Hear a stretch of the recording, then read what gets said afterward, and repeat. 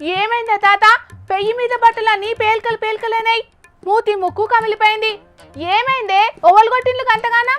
మీకు ఓట్లేసి తన్నిచ్చుకున్నాడు అంటే గిదే కావచ్చు. దీనికి మించిన మంచి ఉదాహరణ ఇంకా ఏముంటది? ఊరియ బత్తాల కోసానికి పోతే లైన్లల్లా తన్నుకునుడేనా, బస్సులు ఎక్కితే సీట్ల కాడ ఆడోళ్ళతోటి తన్నులు తినుడేనాయ. మీకు 10,000 శనార్థులు పాలకులారా, మీకు 10,000 శనార్థులు. అరే ముచ్చటేందో జరంత మాకు కూడా అర్థమయ్యేటట్టు చెప్పరా అదే తాత. ఇంతకు ఎవరితోటి పంచదైంది నీకు? అరే గమ్మ, చిన్న బామ్మర్ది కొడుకు శవన్ గాడు విజయవాడలో కనకదుర్గమ్మ గుడి మెట్ల కాడ దుకాణం పెట్టుకొని బతుకుతాడని చెప్పలేదు ఆ పిల్ల.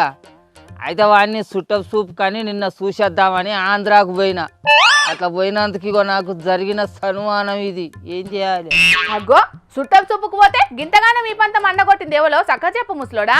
నీ చెప్పుడు చీరల చేర ఇంకెవరు ఉంటారే? బస్సులు ఎక్కితే మీ ఆడోళ్ళతో జరిగిన సన్మానమే ఇది అంచనా. నిన్న ఇంటికాడ నుంచి ఆటోలో వరంగల్ బస్ స్టాండ్ వరకు పోయి అక్కడ ఉన్న విజయవాడ బస్సు అవుపడితే సీట్ ఆపుకుందామని తువ్వాల తీసి కిటికీల నుంచి వెనక మర్ర సీట్లో వేసిన. ఇక మందినంతా నూక్కుంటా నెమ్మలంగా బస్సు ఎక్కి ఆ సీట్ కాడికి వేటాలకు ఓ అవ్వ ఈ తువ్వాల తీసింది పక్కకేసింది, ఆ సీట్లో కూర్చున్నది. అవ్వ ఆ సీట్లో నేను తువ్వాలు వేసుకున్నా కాదు, నువ్వు కూర్చున్నవి ఏంది అని పుసుక్కుని అన్న గంటే.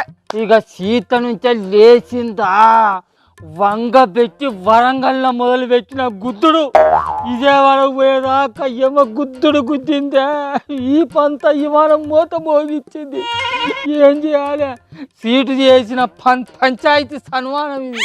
సరే విజయవాడకు పోయేదాకా పంచదైంది, ఆడికి పోయినాక నన్న ఏరే బట్టలు వేసుకొని రావానే. అక్కడేం సుఖంగా లేదు.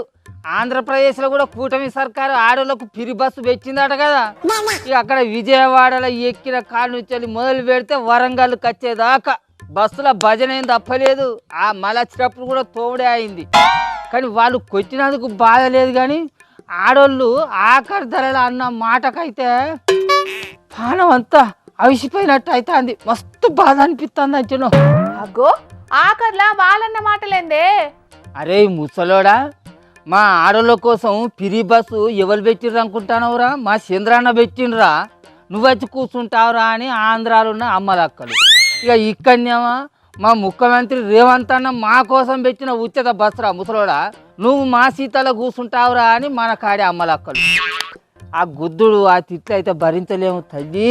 అసలు నాకు తెలియక ఒక్క ముచ్చట అడుగుతా పిల్ల, అసలు ఈ ముఖ్యమంత్రులు అనేటోళ్ళు ఈ అమ్మలక్కలు ఓట్లు ఎత్తేనే గెలిచి గద్దె మీద కూర్చున్నారా?